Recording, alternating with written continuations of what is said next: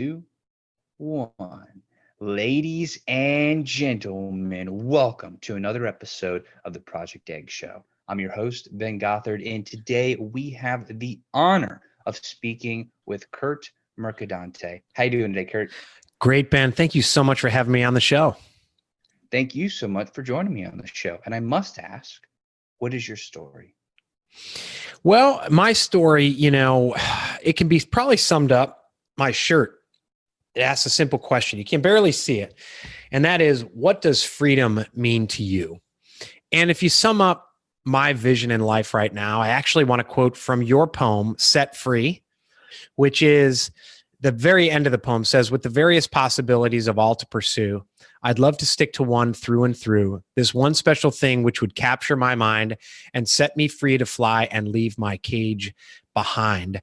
That's been my journey from being stuck in a prison to gaining my freedom. And that's what I do now. It's my vision is to save the world by helping individuals fight for lives of freedom and fulfillment.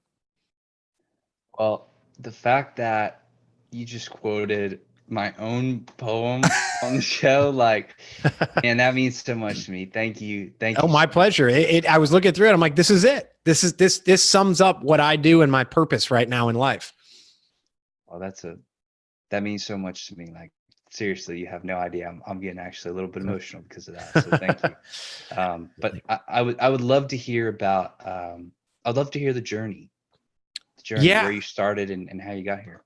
Yeah, I had, I grew up in Illinois, Chicago, went to the University of Iowa, wanted to save the world ever since I was little. I have a number of siblings that are much older than me. And my dad was like a real life Tony Stark. He designed fighter jets, led the team that designed all the electronic switches on the Boeing 777, designed shoulder-fired missiles, worked on the space program. After he passed away, we found thank yous for his work on the Mercury Mariner mission. I think that was correct. I think I got that right. And I always had this feeling like I wanted to be a superhero. I wanted to save the world because my siblings were much older. I watched a lot of superhero movies, a lot of self-play superhero. And I always had that feeling. I actually went into politics, then I went into PR. And, I started a successful agency. I've built 3 profitable businesses. They've all done 6 figures in year 1, including a successful 7-figure PR and ad agency that I scaled over 13 years.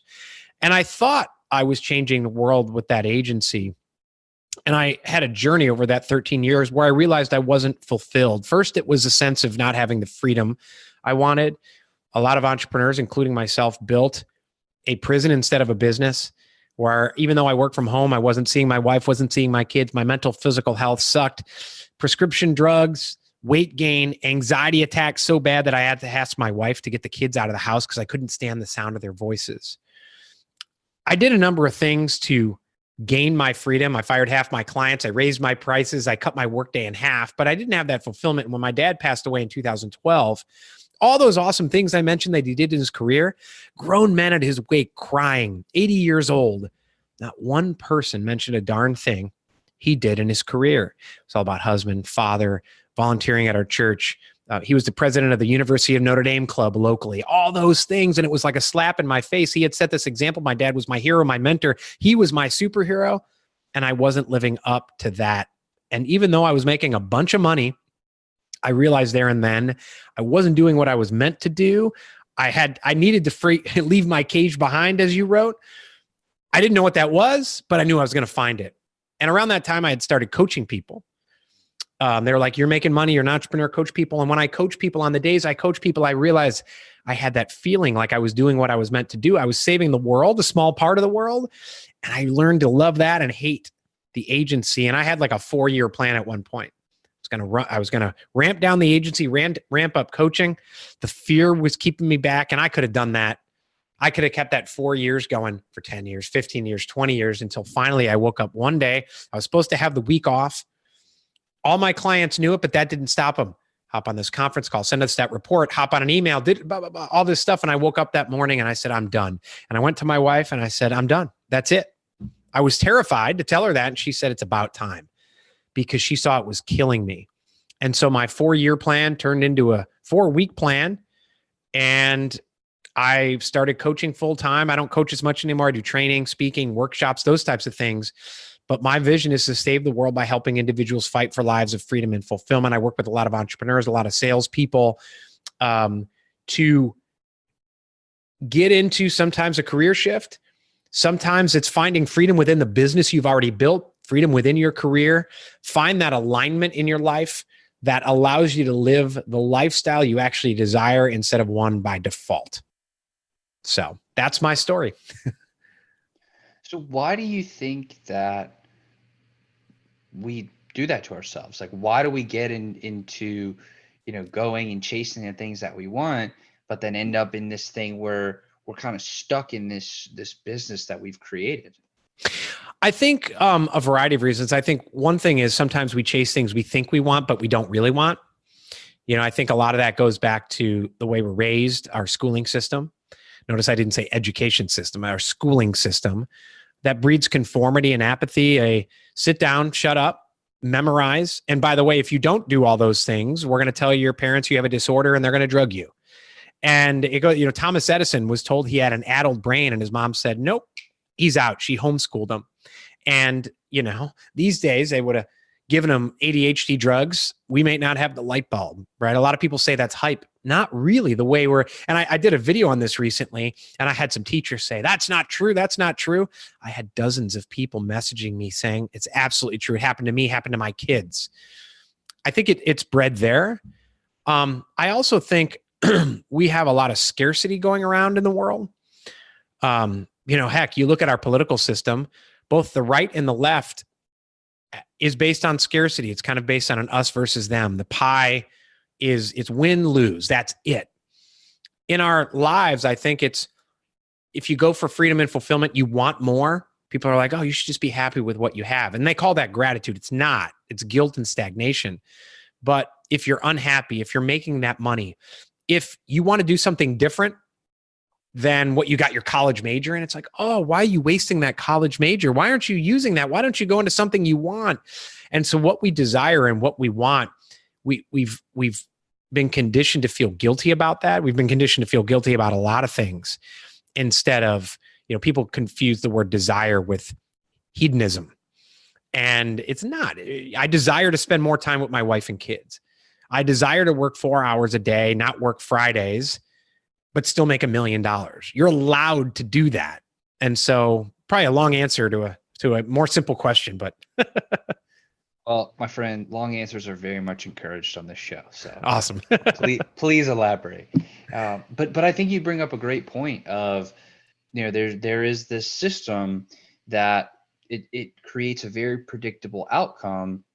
And it's almost like an assembly line where everybody's supposed to come out the same way, but we're all very, very different people. And to me, that's very frustrating because, like you said, if we have this dream or we have this thing that we want to do when we're little, but then all through our lives, and I'm sure they're not even doing it on purpose. They probably just don't even know any better. But telling us, oh, that's not possible. Oh, you can't do that. Oh, you shouldn't want that. That's not, be more realistic. At some point, that inner desire, that inner fire, it's got to come out, and it's got to come out some way. And it probably will lead to a lot of pain as it erupts, because think of how many 20-something-year-olds you talk to and you're like, hey, what are you going to do with your life? Or what do you want to do? And they're like, I don't know. Or, right. Oh my God, I have no idea. Dr. Peter Gray, he's got an excellent book called Free to Learn. He's written a lot about this and talks about the extreme structure and increase in standardization as we're raised. And, you got kindergartens canceling theater programs because they're not college and career ready enough. And it used to be we encouraged free play. Now, because of fears that there's a killer around every corner, that violence is increasing when in fact it's plummeted extremely across the world and in the United States, that you don't let kids play in the neighborhood anymore because of litigation concerns. My kids got chased out of climbing a tree in the city park. So you don't have this free play. What we do have is it's the soccer team and we got to win the championship, and you got to play soccer, you got to play football, you got to play basketball because extracurricular will get you into college. So it's this extreme structure where humans, don't have to make decisions for the first 18 years of their life. Then they get to 18, and what do we tell them? You got to make a decision that's going to impact the rest of your life. What are you going to major in? And that's going to determine it. And Dr. Gray writes at 17 and 18, there's been an increase in anxiety, a loss of sense of control, because they've never had to have control. And now you're like, what do you want to do? Well, and then you look at the amount of time the average college student changes majors, and then they determine a major. And the majority, I think it's out of Duquesne University or Pitt. They did some studies on this and find the majority of them choose a major that someone else wanted them to do. And, I train a lot of people, they get to 45. And the problem is they've been living the last 25 years of their life based on what their dad told them to do, or what was chosen for them when they're 10. And to your point, they've been lacking that fulfillment that, what do I want to do? What's that one thing that I'm meant to do here on this earth?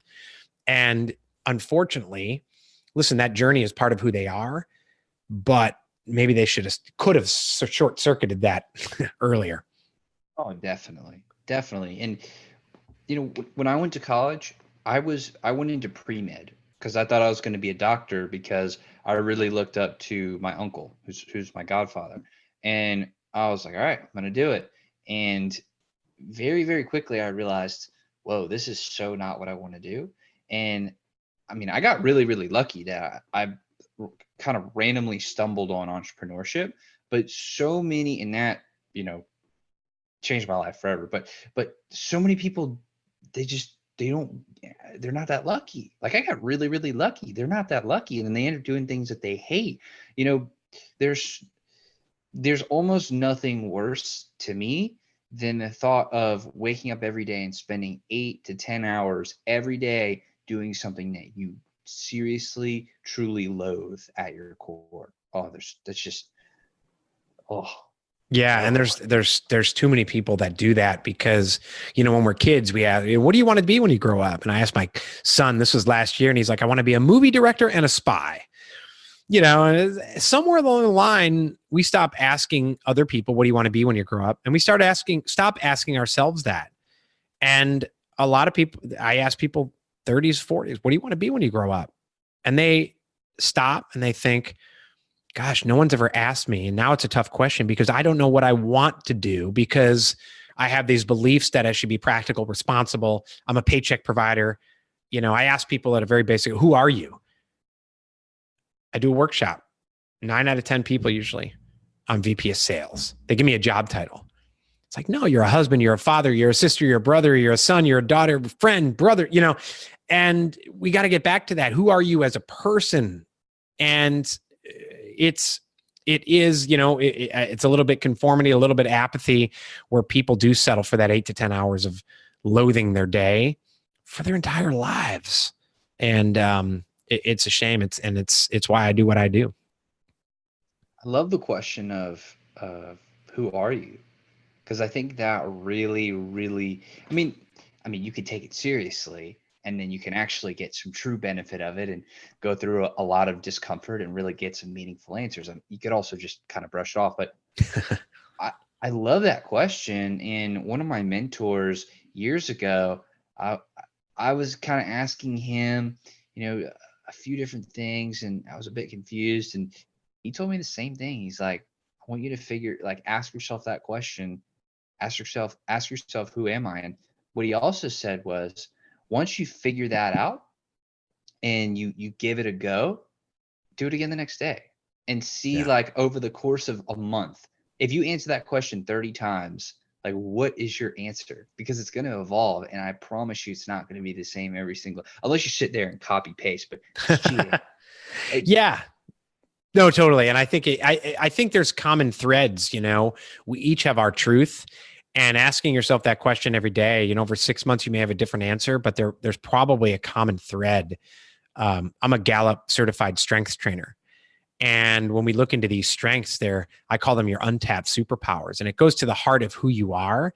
And a lot of folks I find have no idea what they are.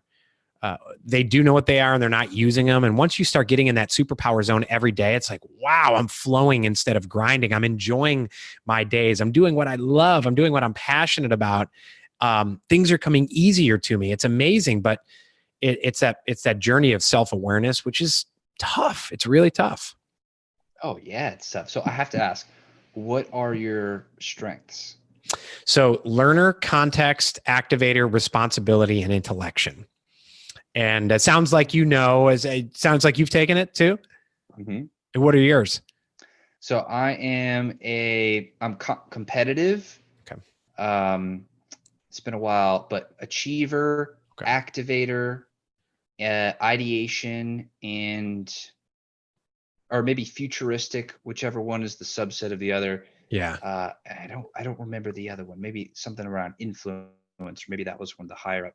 I Yeah. haven't looked at it in a while, but around those. Yeah. Yeah. Yeah. It's, they go to the heart of who we are. When you work in your superpower zone instead of your weaknesses zone, you are, listen, I'm probably dating myself, but for years, there was an NBA basketball player named Muggsy Bogues. Muggsy was 5'5", played for years for several teams, Charlotte Hornets. He might have played for the Atlanta Hawks. I can't remember.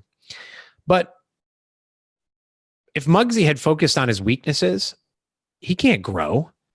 He's not going to be a 6-footer. If you had told Muggsy, if you just work hard enough, you will be an NBA center, that's just cruel. He focused on his strengths and what he did best. He doubled down on them. And you know what? He was the best Muggsy Bogues. He wasn't going to be Jordan. He wasn't going to be Dikembe Mutombo or Larry Bird.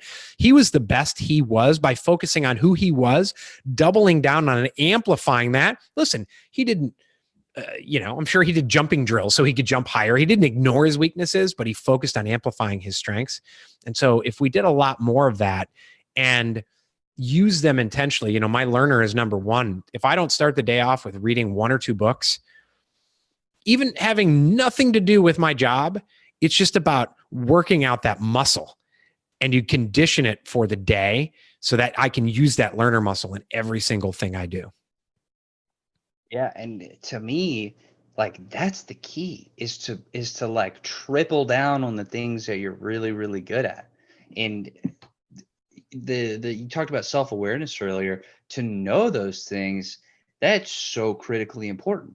That is so critically important because you may go through, the next 5 years of your life focusing on something that you just may not be good at, but or maybe you're okay at it, but this thing over here you could be just so much better at, but you aren't doing it. You're doing the wrong thing. Yeah. Yeah. And there's a lot of entrepreneurs, a lot of business people who spend their days in their weaknesses zone. I do a little activity where I ask people, take out a pen or pencil and a piece of paper and write down with your dominant hand, I use my strengths every day, and write that 3 times. And so they do it and they're done pretty quickly. And I say, now switch hands, do with your non-dominant hand. Takes like 4 times as long. I hear groans and moans and it's sloppy. Often we force ourselves to do the equivalent of writing with our non-dominant hand every single day. And then we wonder, oh, I'm so busy. I'm unproductive. I don't like my day. I'm grinding. And that goes to the heart of it. I have 5 pillars. It's 5 pillars of the freedom lifestyle. And first is superpowers. The second is vision. And it goes to that, who are you? Where do you want to go? Having that clear vision for your life pairs your purpose for living with the impact you want to have on the world. It's that guiding star, the desired outcome for your life. And again, a lot of people have never, or they stopped asking themselves that question. And then they hit a wall because they've gone through life like a pinball from objective to objective. And you ask a lot of people, well, my purpose, you're in your 20s. What's your purpose? My purpose is making partner and making 100 grand. Then in your 30s, my purpose is to whatever.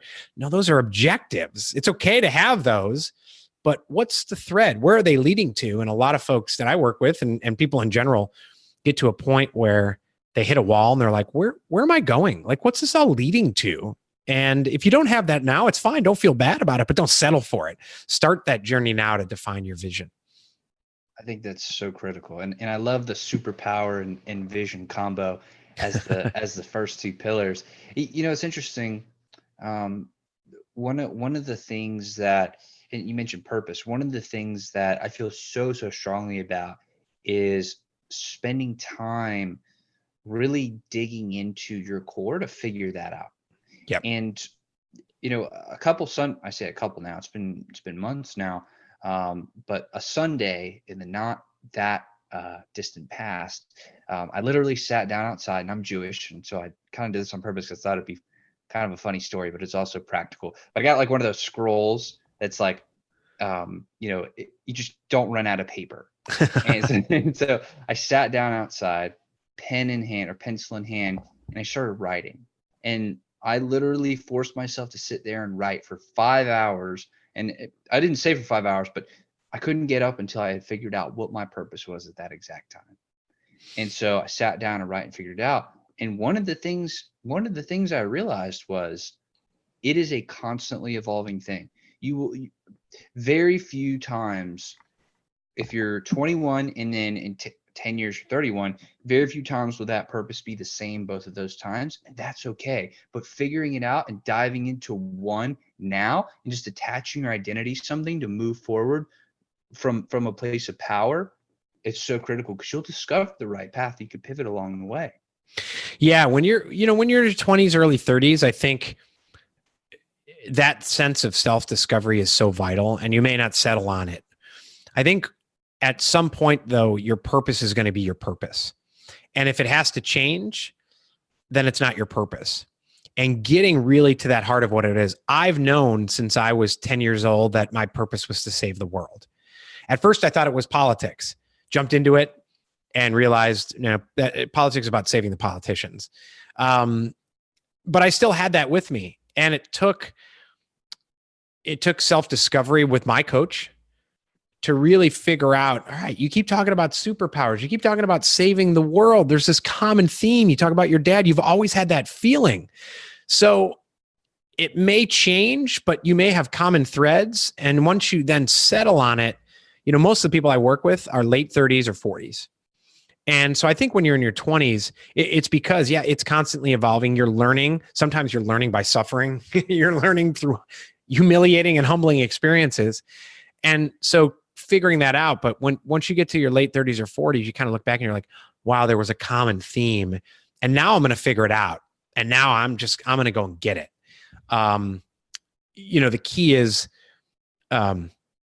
being on that journey of self-discovery, not conforming, asking key questions along the way so you don't mess up your 20s and 30s, and some of that starts with parenting and schooling and, things that start, at age 5, as we've talked about. So, well, it's awesome that you say that, because the final conclusion that I got to during that writing was that, at least at this point, for right now, I'm on a journey of continuous self-discovery to more fully get in touch with who I am at my core so that I can more authentically express myself. So that's awesome. It's fascinating that you're talking about, ask yourself the right questions and being in like the discovery mode, because that's totally it. Like, that's at the root of it, at least for me, for right now. And I feel like a lot of the people my age, and I'm 24, a lot of people my age feel very, very similarly. Maybe they haven't taken the time to really sit down and articulate it, but that it's like they have this sense of searching and trying to like figure it out. I mean, I talk to a lot of people my age, and it's like they're always trying to look for that thing. Yeah, and I think when you look at your poetry and your writing, you talked about sitting down and just writing out and trying to write through and figure out your purpose, the self-discovery. But the fact that you have a podcast, it's not only self-discovery, but I see you helping others along that self-discovery as well. You may determine that the self-discovery it's not a self-discovery to find your purpose. The self-discovery might be your purpose.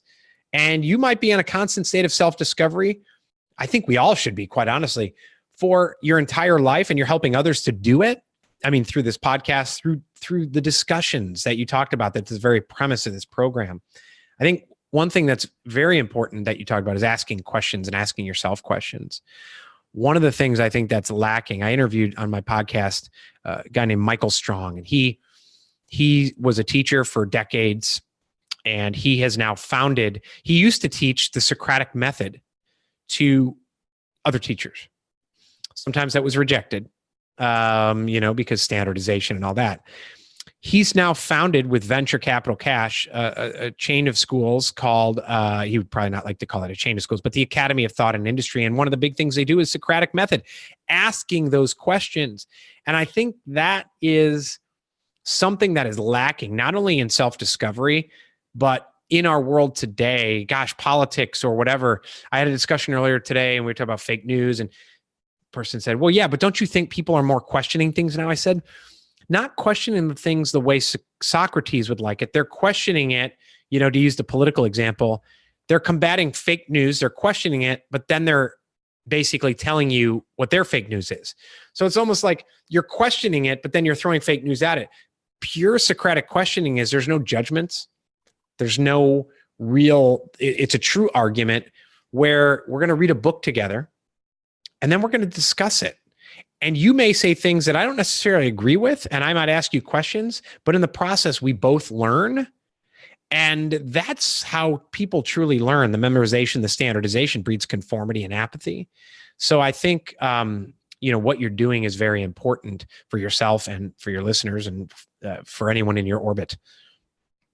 Well, I appreciate that, and I appreciate you being a part of it. And Thank you. one of the things that is so critical, like you were saying, is really, really getting to the base of like, what do you where's your fact coming from, or rather, where's your opinion coming from? Is it coming from fact? Is it fake news? Are you taking your opinion or considering your opinion a fact, right? I think that is so dangerous. And as of right now, it is August of 2019, right? So just to give it a timestamp.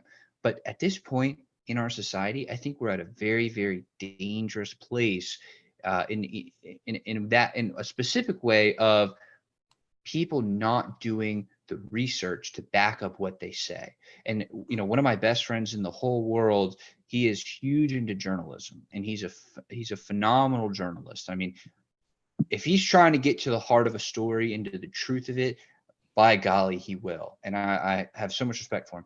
And we were talking about this, and he was saying how it's so weird because we're in this place where, if a lot of people just see a headline or they'll hear something and then they'll just take it as fact and repeat it without actually checking it or researching it or finding out if there's truth behind it.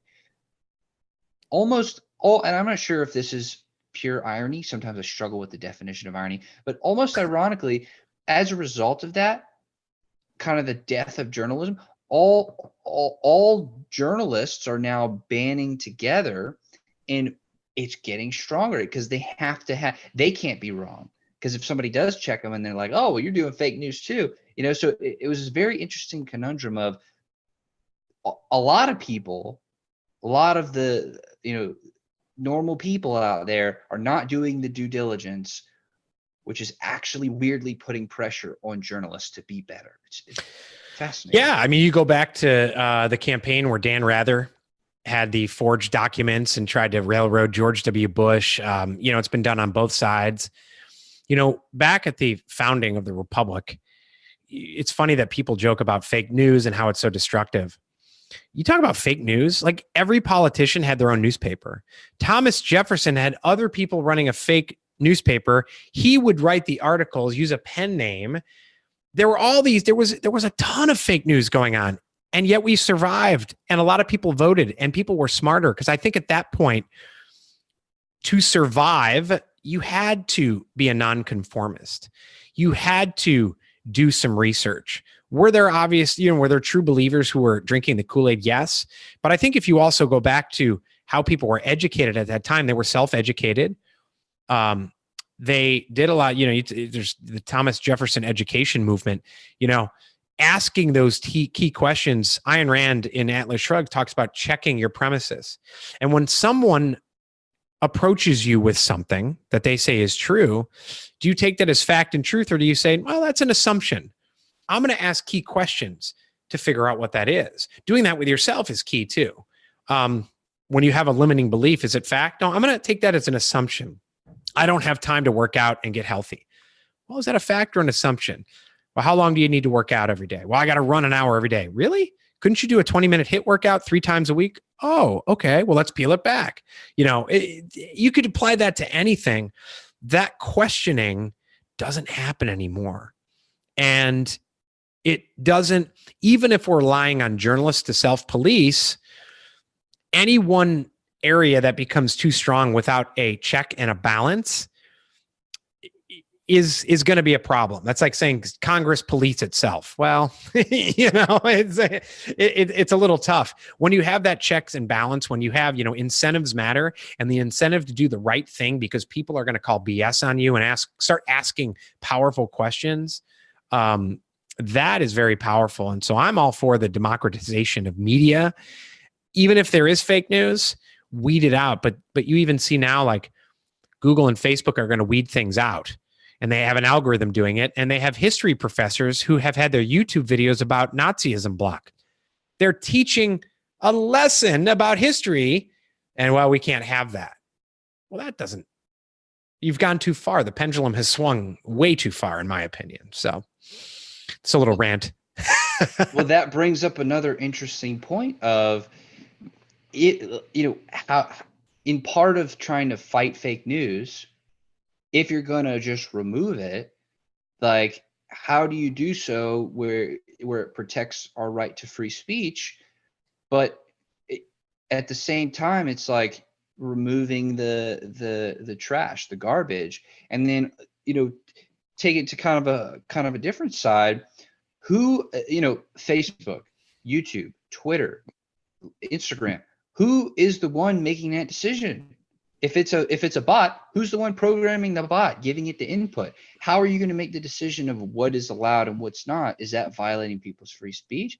How does that all work with the fake news? There's so many questions. Yeah, I'm radically about freedom. And I don't think we have to weed out the fake news. I don't think we have to do away with it. I think we also have to realize that Facebook, Twitter, Google, YouTube, that's someone else's real estate that they're allowing us to freeload on. And so if we don't want to use it, we don't have to use it. I think that the more destructive and dangerous piece is coming at it from a different way, empowering people to have the wherewithal to use the intellectual firepower to their greatest potential to ask better questions. You have companies, major tech companies now outlawing. Now, again, you don't have to work there, but I think it's a greater movement. You have tech companies outlawing using militaristic terms because they're violent. So you can't say, I'm crushing it. We destroyed our projections. That's going to offend someone. So you can't have that anymore. You have now this whole movement to, if someone in history did or said something bad at some point in history, we've got to paint over it. We've got to tear it down. And I think in doing that, it's like, maybe quite honestly, given that movement, maybe it wasn't an accident that everything about Hitler was removed because it's dirty and it's violent. We can't learn about that. Well, if we don't know about, I can't remember the term, but those who are ignorant of the past are condemned to repeat it. 2/3, and I'm not someone who sits and rips on millennials. I don't get into that because, quite honestly, I think what I'm about to say isn't their doing. I think it's our school system. I think it's parents. There was a poll out last year, I believe, that 2/3 of millennials don't know basic facts about the Holocaust. Now, I think there's a direct correlation between that and people comparing like everything to Hitler now. I'll do a post on, I'm not even like politics, but I'll do a post on something about business. Oh, businesses in Nazi Germany did the same thing.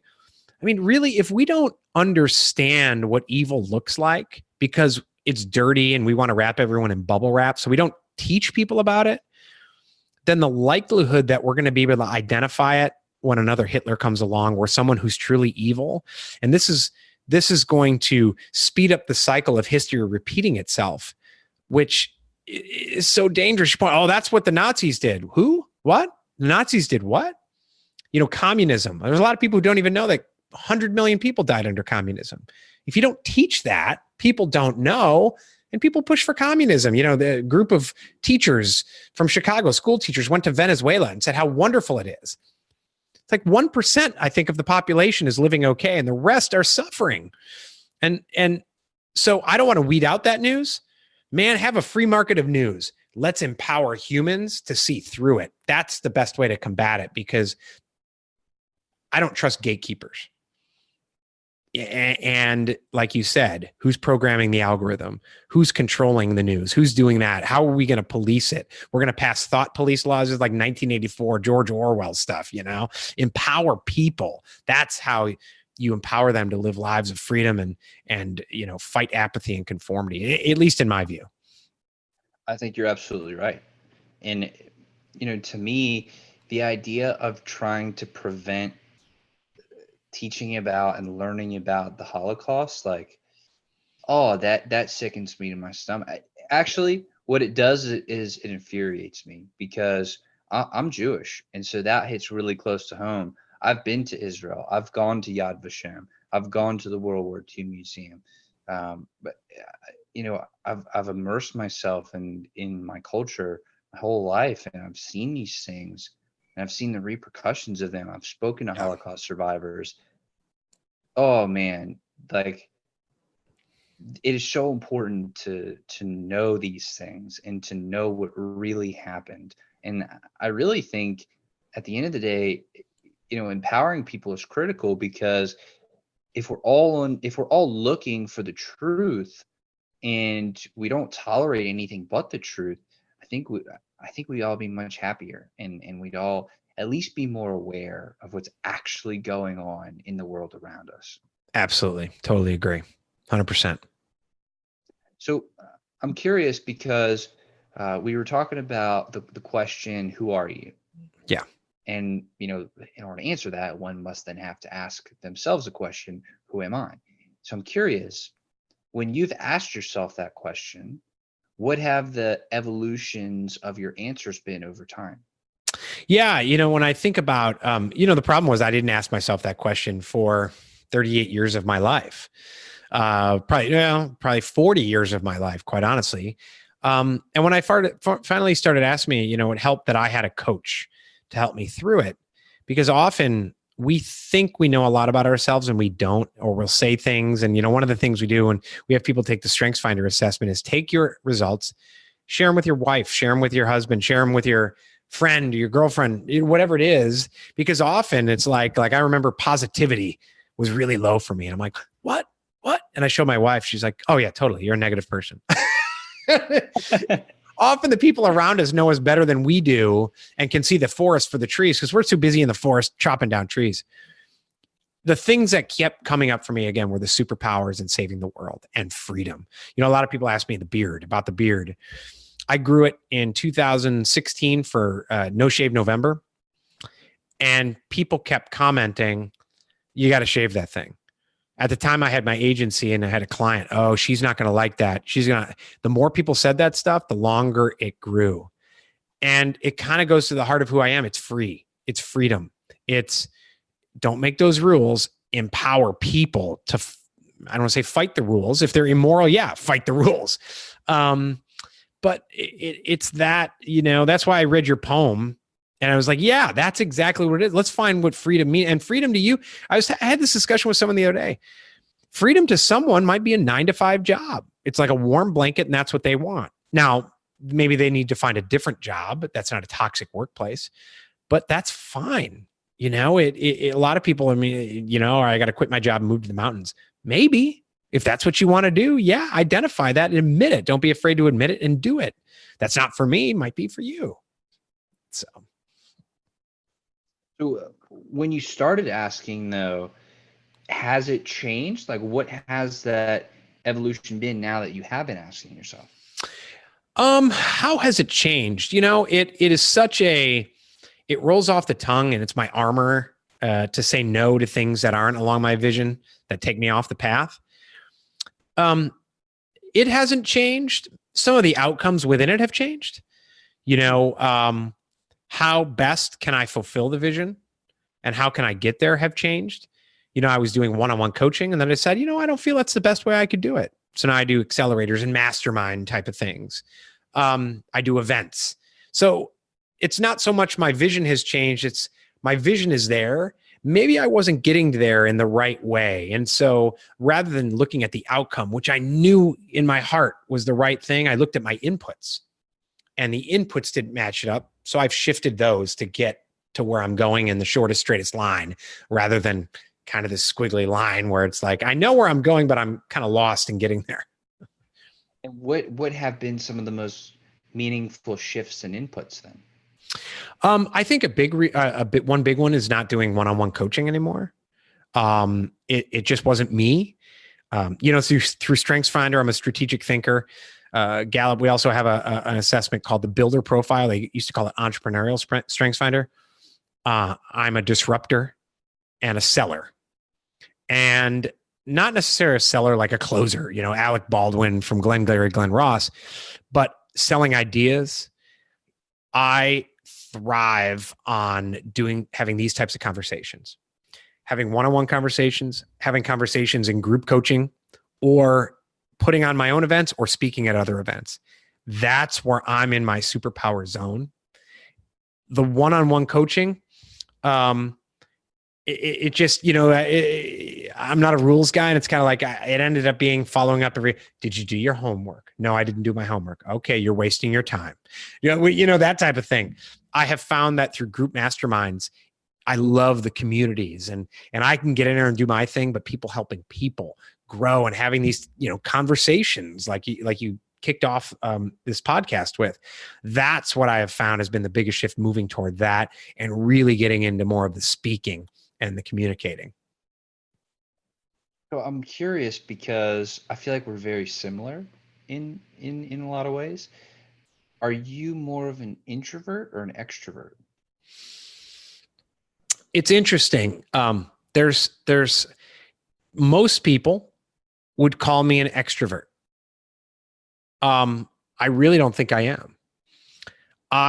So there's a strength called woo. And that's like, think Donald Trump. You walk into a room and it's like, I am here. It's like this. That's like in the 30s for me in my strength.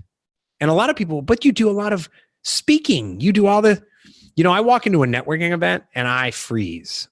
I find the one person I know and I go to that person. If I have the choice of sitting home with my family or going out to anything, I choose to sit home. But I can go and speak to 1,000 people, no problem. And I feel like it's because I'm having a conversation with one person. And when I speak to 1,000 people, it's just like I'm speaking to you right now. That's what I feel like. So I would have to say definitely, I look at my strengths, and they are individualization and relator are higher for me than like a woo and those types of things. But I'm a communicator too.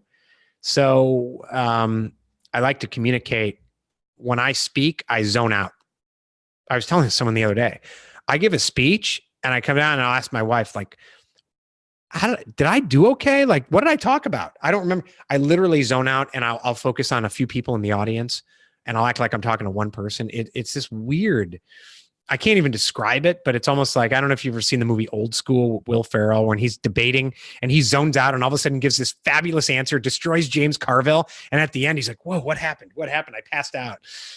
That's kind of how I feel. So, yeah. That's awesome. What's fascinating? I'm very similar to you. I feel like drawing energy comes from like the quiet, or maybe not even quiet, but like more of laid back, like a relaxed, like reading a book or exercising or like being with my family or like sitting down for a meal together with a very, very close knit, very tight group of people. But it's a lot of fun to go out and give the speeches and be part of the groups and to do that stuff. But I feel like the energy, like the rejuvenation comes from those more like laid back where you don't have to really be on situations. Yeah, 100%. Yeah, I feel the same way. And it's now that we're talking about it, it's such an interesting dichotomy, right? It's kind of like, wow, that's because I feel the exact same way. But I love going to the speech. I hate getting to the speech, thinking about it beforehand. But once they say go, it's like, boom, yeah. And then I want to get the heck out of there. So yeah. Me too. Me too. It's interesting. There's this test out there, and it's similar to a strengths finder type of test. So hopefully there's not any sort of competition there, but there was I feel like it's all in the spirit of helping people become more Absolutely. Yeah. and so it was cool because it asked you to choose different words that described who you were, and then it asked you to choose words that would describe who you needed to be for the job that you're currently doing or whatever position you're in, whatever. And so it was trying to like assess, are you in the right fit? Like, is it a good fit, whatever you're doing? And what was interesting was that was one of the first times where I really thought about, because it told me that I was an introvert. I'm like, no way. I work with people all the time. I love working with people, and I do. But then I was going over it with somebody, and they were like, we probably get your energy from, the more reserved times. I was like, oh my, and we kind of talked through it, and I was like, oh my goodness, it's crazy. But what the overall profile was, to kind of give you archetypes, was that of a philosopher. And it was saying like, you really enjoy learning, you really enjoy finding the concepts and the knowledge and acquiring that and teaching it. And that's why public speaking comes so naturally. And so, dude, you may be a philosopher. It could be. Yeah. I love reading it. I've talked about the Socratic method here several times, and Ayn Rand, a lot of people would not consider her a philosopher, and they don't like her for political reasons, but I don't really care. I consider her a philosopher, objectivism. So, yeah. And I think my communicator makes me, once I read philosophy and I think about it, oh gosh, I want to go communicate it to the world. Yeah, you and I are separated at birth. Yeah. Well, I'm glad we finally got to reconnect today. Yes, man. Exactly. We look so much alike. So yeah. Exactly. I mean, you are the more handsome of the two, but well, I don't know about that. We're both still doing pretty good. So I'm curious to know, it seems like you've done a lot of inner work, and I feel like you can really tell when you talk to somebody. It's either it's pretty clear, like if somebody's taking the time to ask themselves hard questions, you really know. So I'm curious, at this stage, you've done this work, you're really in your groove, you're making waves. What questions are you working on now? Like, what are the outer limits of your study, of what you're learning about, and the things that you ponder? Yeah, I think, the past, and I've talked about it a number of times because it's fresh and I'm working it into my training programs, is really the Socratic questioning and, going to first principles reasoning, which is, Elon Musk talks about that, where he wanted to build a rocket and all the experts said, oh, it's $70 million or whatever it was. You can't do it, can't afford it. And he said, well, okay, what's a rocket made of? He broke down the ingredients, said, well, what do each of those ingredients cost on the open market? And what does it cost to have someone put those together? And he did it and built it for 2% of the cost. I think that Socratic method, I'm real passionate about education and true education and getting to the heart of the way. We homeschool our kids. And so how to really get the most out of individuals. I think I'm really pondering the two words apathy and conformity as the greatest threats to human existence, because I believe that whatever the threats are, and whatever you believe those threats are, we're not going to fix them by sitting around fighting over who believes in it or doesn't believe in it. You talk about the climate. Everyone's talking about climate or not climate. Well, let's talk about what happens if it happens. So let's just cut something down the middle and say, all right, if the seas rise by this much, a lot of us are in big trouble. Now, we could reverse the spin of the earth. We could shut down the economy. We still know that's not going to happen because there's China. China is polluting the world. So what do we deal with it? Do we build locks and dams? Do we spend money smarter? Do we stop building and backstopping insurance for homes, millionaires' homes right on the beach? What do we? Let's use human ingenuity. And I truly believe that allowing individuals, the world is doomed, and maybe it's because I'm, my positivity is low, right? Unless we allow people and empower people to use their superpowers to save it. And I'm a superpowers nerd, Marvel. In the end, it wasn't because Tony Stark knew facts and figures. He knew how to be creative. And I think that creativity and fostering it and fostering the questions and the better asking of questions and, people knowing how to reason and problem solve, that's going to be the future of the earth rather than I know facts, you know facts. Let's throw them at each other while the world burns. That is really kind of been what I've obsessed with for the past 6 months. People around me know that because I talk about it all the time, but I think it goes to the heart of freedom, quite honestly, and being free. I think that's so powerful. And I couldn't agree with you more of instead of talking about, oh, well, I believe this and I believe that this is happening or this is not happening. Okay, regardless of whether or not you think it's happening, chances are there's probably some truth to it and it's probably happening in some way, shape, or form. So why not just take action to fix it? Like solve the fucking problem instead of like bitching about if the problem exists or not. Because if you solve it, you don't have to worry about whether it exists or not because it's gone. You can, it's fixed. Yeah. It boggles my mind here in Charleston. It's a city built, the downtown area is most of it landfill. Like it wasn't there during the Revolutionary War. So you fill it in, it's on the ocean, there's flooding, and everyone's freaking out. And it's like, well, that happens. You're going to build a landfill. Okay, well, it's due to climate change. Okay, let's say that's true. You see the politicians here talking about how can Charleston reduce our carbon footprint? Well, Charleston reducing the carbon footprint isn't going to stop the flooding in Charleston. It's going to have I can't even show the minuscule impact it's going to have. Then you have, this happened this week. This has happened 3 times in the last 3-4 years. Some sewage pipe broke that they discovered after Lord knows how long and dumped, 7,000 pounds of fecal matter and sewage into this creek that should be a pristine creek. And now this has happened numerous times. I don't hear the local politicians saying, let's fix the sewer. If you want to help the environment, the local environment, let's focus on what we can control. Fix the sewer lines, build some locks and dams. Gosh, you're in New Orleans, right? Yeah. Was it Katrina or was it the $6 billion that they gave to New Orleans for locks and dams that kind of went missing? It's a combo of the two, but focus on what we can control.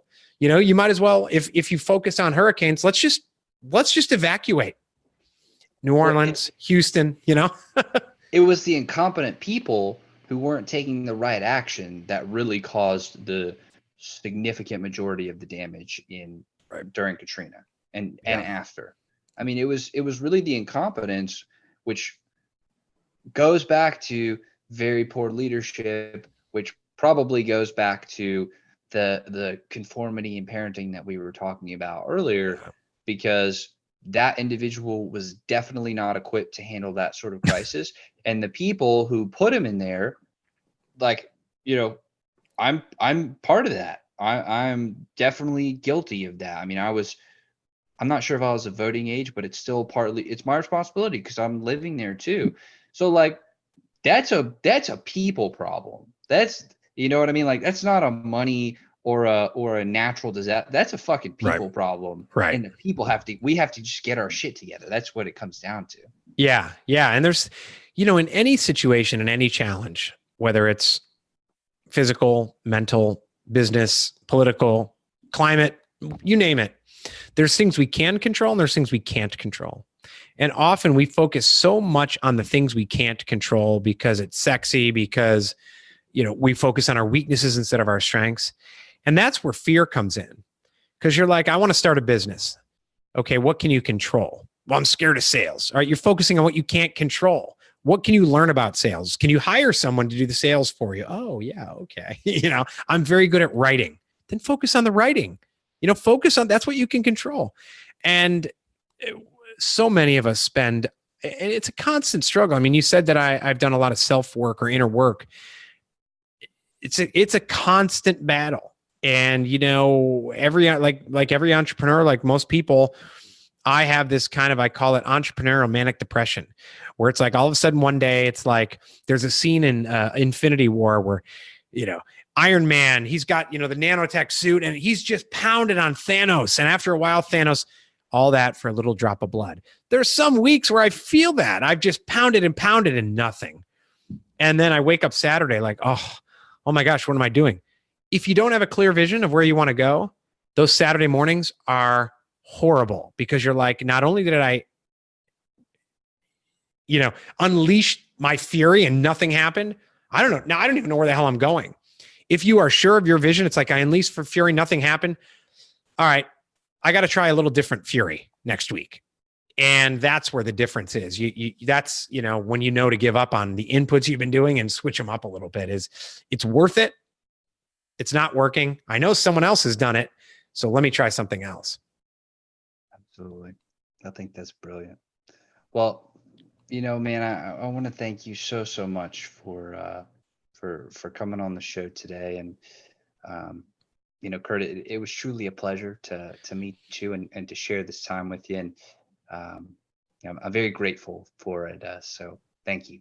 Thank you very much. It's been a pleasure. I think you and I are kindred spirits in many ways. And I think that, you brought up philosopher. And I think that if a lot more people adapted some philosophy in their life, whatever it is, I think the world would be a better place. And I think it's a key to really the future of this globe of ours. I think so too. So I have one more question for you. Yes, sir. And then we'll wrap it on up.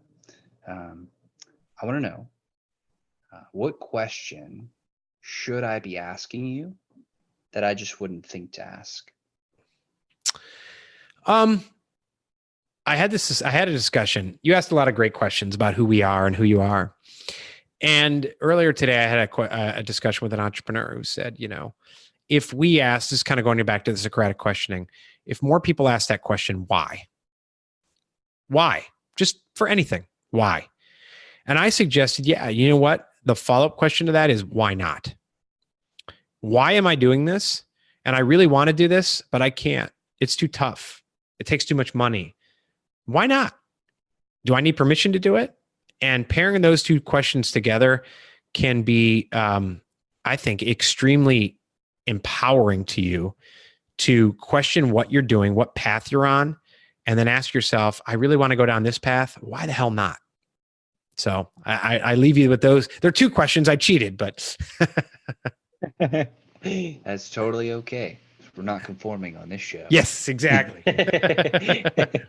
Well, again, Kurt, thank you so much, man, for coming on the show. I really appreciate it. And to everybody who's watching and listening, I love y'all. Thank you. Thank you for sticking with us all the way here.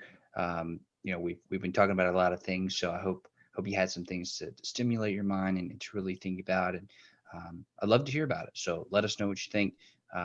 And I'll make sure to get all those messages to Kurt, go look for Kurt, and I'm sure he has plenty of stuff online, or whatever time you're listening or watching to this, maybe online doesn't even exist, but look up and search for Kurt. He will be there in the history book. So anyways, thank y'all very much. Thank you again, Kurt, and I will see y'all. Thank you, Ben. Episode.